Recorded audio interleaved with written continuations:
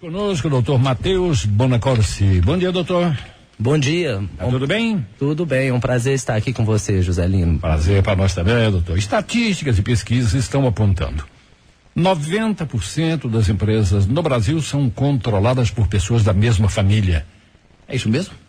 É isso mesmo, de acordo com várias pesquisas que são feitas, né, por consultorias e institutos de pesquisas específicos, aqui no Brasil, em torno de 90% das empresas, e aí se tratando desde pequenas, médias e grandes, são controladas por família.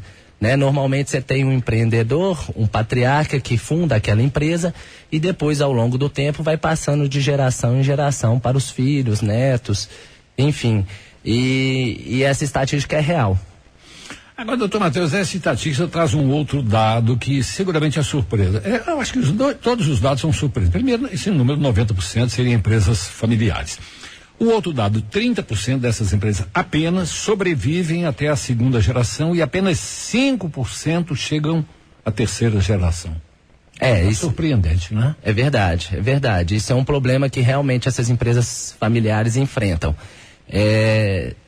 Apesar desse vasto número, né, desse grande número e essa presença enorme que existe, ela normalmente não costuma sobreviver nessa passagem de bastão, né, nessa sucessão familiar. A gente tem, por dados estatísticos também, esse percentual que da primeira para a segunda geração, normalmente 70% das empresas morrem, deixam de existir ou são vendidas ou requerem falência, e aí só 30% sobrevivem. E da segunda para a terceira, esse percentual é ainda menor, de 5%. Então você vê um conflito muito grande interno dentro dessas empresas. Essa pesquisa buscou algum dado tipo, a razão disso seria falta de vocação, falta da sequência mesma política? Qual que é a razão disso? Apenas 5% chegarem à terceira geração. Olha, na verdade são várias razões, sabe, José? São vários motivos que levam a essa grande mortandade das empresas. Mas nós temos alguns principais. E um deles a gente pode citar que é justamente a confusão que esses próprios familiares fazem no dia a dia da empresa. Como? Confundindo a relação familiar, que é a relação de parentesco, né? De pai, filho, de irmão, de sobrinho, de neto, com a relação empresarial que deve ser profissional e tratada dentro da empresa. E daí é que surgem os vários conflitos internos, aonde você tem divergências do que fazer com dinheiro, familiares que querem trabalhar, outros que não querem, e familiares que querem que a empresa pague dívidas ou pague despesas pessoais do familiar.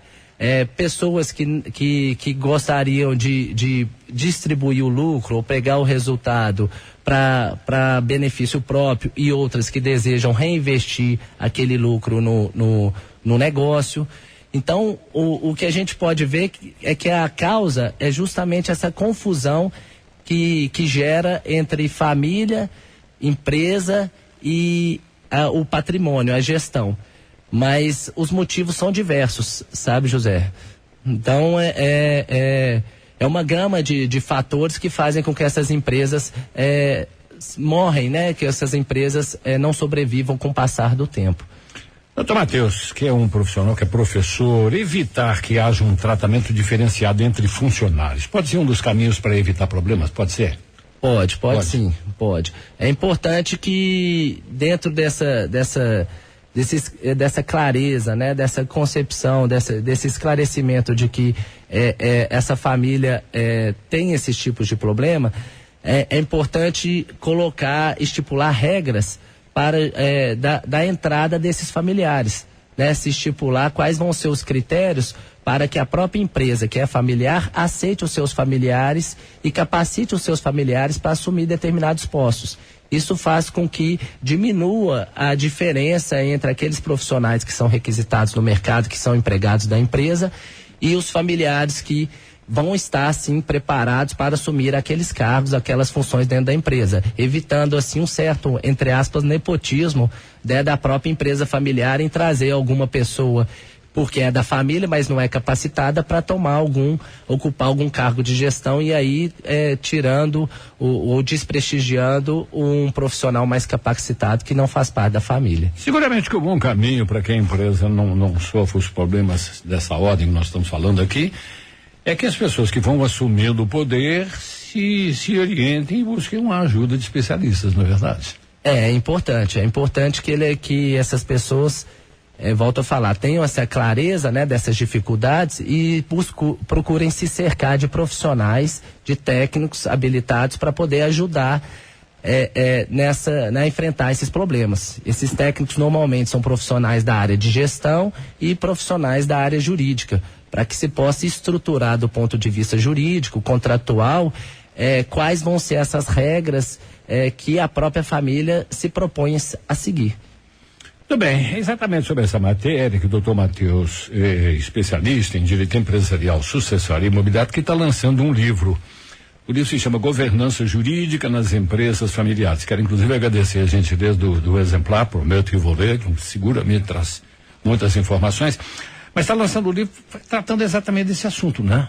Isso, esse livro justamente nasceu da vivência que a gente tem na área jurídica, na área da advocacia, para empresas familiares, e onde a gente percebeu que existia essa dificuldade. Então nós procuramos estudar, fizemos uma pesquisa bem acadêmica, aprofundada, técnica, para saber quais os motivos, quais os problemas que essas empresas enfrentavam e aí propor soluções. E esse livro vem com algumas sugestões, algumas orientações nesse sentido, de como a empresa familiar deve se cercar, deve se estruturar, deve conversar internamente para que essas regras estejam claras e com isso aconteça o que a gente chama dos 2 maiores sonhos dos empreendedores, sabe, Joselino? Que é justamente preservar o patrimônio nas mãos da família e o segundo que é a fazer com que essa empresa sobreviva ao longo das gerações. A gente percebeu que esses eram os 2 maiores sonhos de todos os fundadores e justamente as 2 maiores dificuldades desses fundadores. Preservar o patrimônio na mão da própria família e fazer com que a empresa prolongue ao longo de gerações. Então esse livro vem ajudar essas famílias nesse sentido, de se estruturar melhor do ponto de vista jurídico para que isso aconteça. Esse lançamento já está previsto? Está sim. Esse lançamento, né? Eu gostaria de convidar você e todos os seus ouvintes. Obrigado. Vai ser agora, depois de amanhã, quarta-feira, nas 19 horas, no restaurante Moncaviste, ali em Lourdes, no bairro de Lourdes. E o senhor, né? Você está tudo convidado, assim como todos os seus ouvintes. Quem tiver interesse no tema, vai ser um prazer recebê-los. Vai ser, portanto, depois de amanhã, o lançamento. Acontece às 19 horas? Isso, a partir das 19 horas vai ser um coquetel de lançamento do livro, onde as pessoas vão poder interagir, esclarecer dúvidas, perguntar alguma questão que às vezes está vivendo, adquirir o exemplar está à venda na livraria Del Rey, mas também vai estar à venda lá no lançamento. E estão todos convidados. Vai ser um prazer, uma honra recebê-los.